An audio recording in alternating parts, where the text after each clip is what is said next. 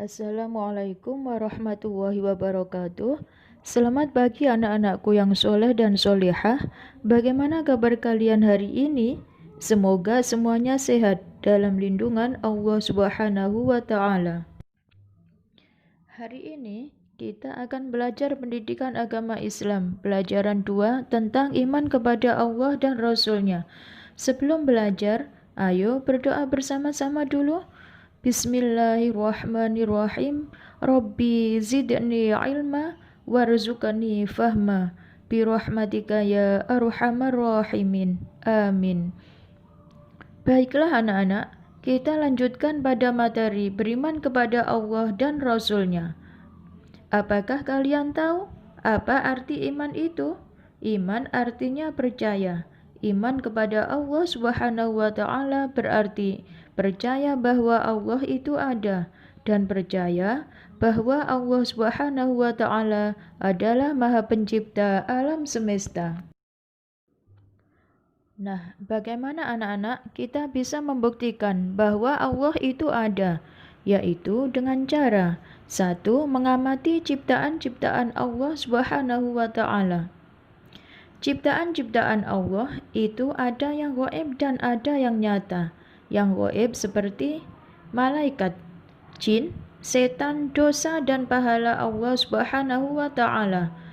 Ciptaan yang nyata seperti manusia, hewan dan tumbuh-tumbuhan.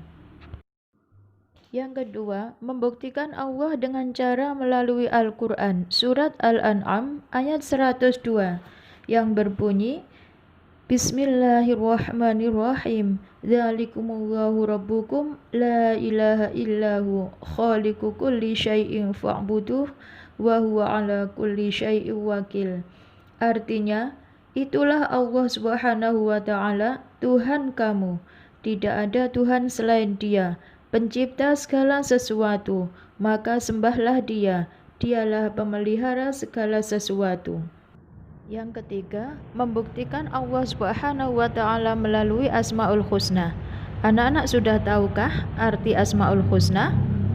Asmaul Husna artinya nama-nama Allah yang baik, yang indah, dan hanya dimiliki oleh Allah Subhanahu wa Ta'ala. Sedangkan jumlah Asmaul Husna ada 99. Baiklah anak-anak, marilah kita mempelajari dan memahami Asmaul Husna, yaitu Al-Basir, Al-Adil, dan Al-Azim. Al-Basir artinya maha melihat.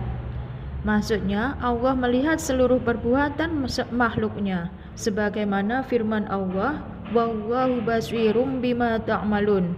Artinya, dan Allah maha melihat apa yang kamu kerjakan. Kemudian Al-Adil, artinya Allah maha adil. Maksudnya, Allah Subhanahu wa Ta'ala memberikan kepandaian kepada anak yang rajin belajar tanpa membeda-bedakan jenis kelamin, suku, ras, serta kaya maupun miskin. Sebagaimana firman Allah, Alahisawwahu biahkamil hakimin. Artinya, bukankah Allah hakim yang paling adil? Kemudian Al-Azim, artinya Allah maha agung.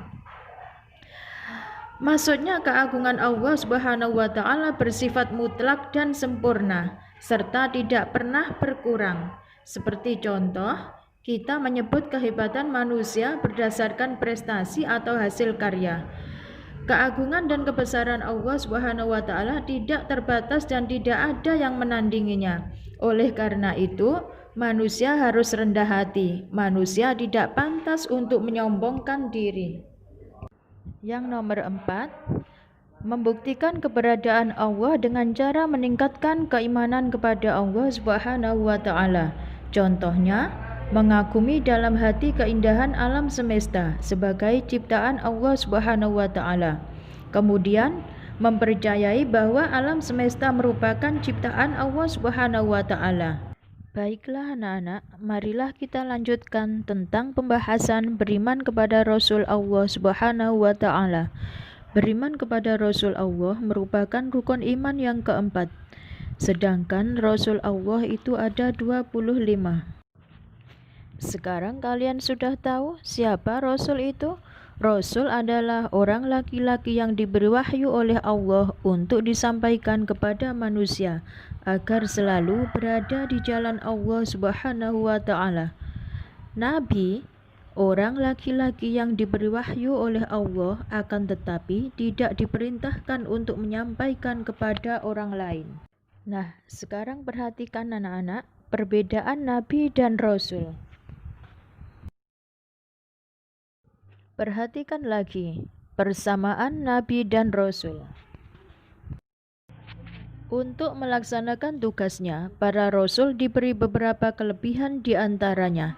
Yang pertama, akhlak mulia, yang ditunjukkan dengan sifat wajib Rasul seperti sedik, amanah, tablek, dan fatonah. Sedik artinya benar, amanah artinya dapat dipercaya, tablek artinya menyampaikan, dan fatonah artinya cerdas dan pintar.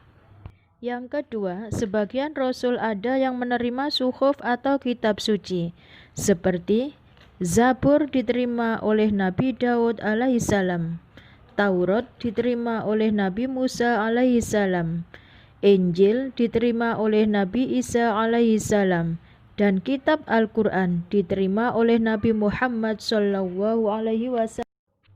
Yang ketiga, sebagian Rasul diberikan mukjizat, yaitu kejadian luar biasa yang dialami para Rasul sebagai bukti kerasulannya dan guna menaklukkan musuh-musuhnya. Seperti Nabi Musa diberi mukjizat berupa tongkat yang dapat berubah menjadi ular besar. Nabi Daud alaihissalam diberi mukjizat dapat melunakkan besi. Nabi Ibrahim alaihissalam diberi mukjizat ketika dibakar tidak mempan. Sedangkan Nabi Sulaiman dapat mengendarai angin, dan Nabi Muhammad SAW dapat membelah bulan. Baiklah anak-anak, mari kita lanjutkan tentang pembahasan nama-nama Rasul Allah Subhanahu wa taala. Sebenarnya jumlah Nabi dan Rasul itu banyak sekali, sebagaimana disebutkan oleh Rasulullah Muhammad SAW dalam sebuah hadisnya sebagai berikut. Mi'ata ishruna alfan wal mursaluna minhum thalathatu wa thalatha asyaru. Artinya jumlahnya Nabi 120.000 orang dan yang menjadi Rasul di antara mereka 313 orang. Diriwayatkan oleh Bukhari dan Muslim. Dari jumlah Rasul sebanyak 313 orang tersebut, yang wajib kita ketahui yaitu ada 25 Rasul. Lah di antara 25 Rasul juga ada yang disebut dengan Rasul Ulul Azmi, yaitu ada 5 Rasul. Yang pertama Nabi Nuh alaihi salam, yang kedua Nabi Ibrahim alaihi salam, yang ketiga Nabi Musa alaihi salam, yang keempat Nabi Isa alaihi salam, dan yang kelima Nabi Muhammad sallallahu alaihi wasallam. Sekian pembahasan dari Bu Guru, semoga bermanfaat bagi kalian semua. Dan yang terakhir, kerjakan tugas di buku tulismu. 1. Tulis arti iman. 2. Tulis 3 Asmaul Husna. 3. Tulis contoh makhluk gaib. 4. Tulis jumlah nabi. 5.